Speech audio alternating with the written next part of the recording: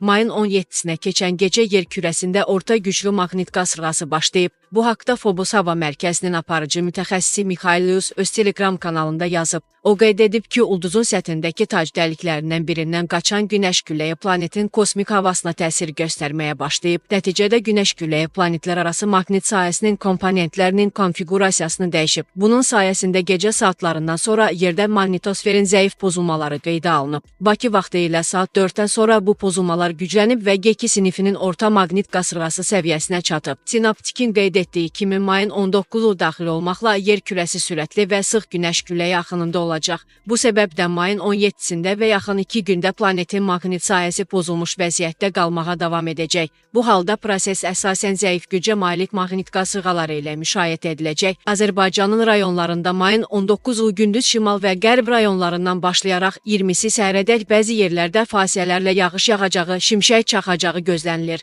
Bu haqda Milli Hidrometeorologiya Xidmətinin məlumat yayıb. Qeyd edilib ki, ayrı-ayrı yerlərdə qısa müddətə leysan xarakterli intensiv olacağı, dolu düşəcəyi, yüksək dağlıq ərazilərdə sulu qara keçəcəyi ehtimalı var. Yağıntılarla əlaqədar çaylarda, o cümlədən Kür çayının aşağı axınında sululuğun artacağı, bəzi dağ çaylarından isə qısa müddətli daşqın və sel keçəcəyi ehtimal edilir.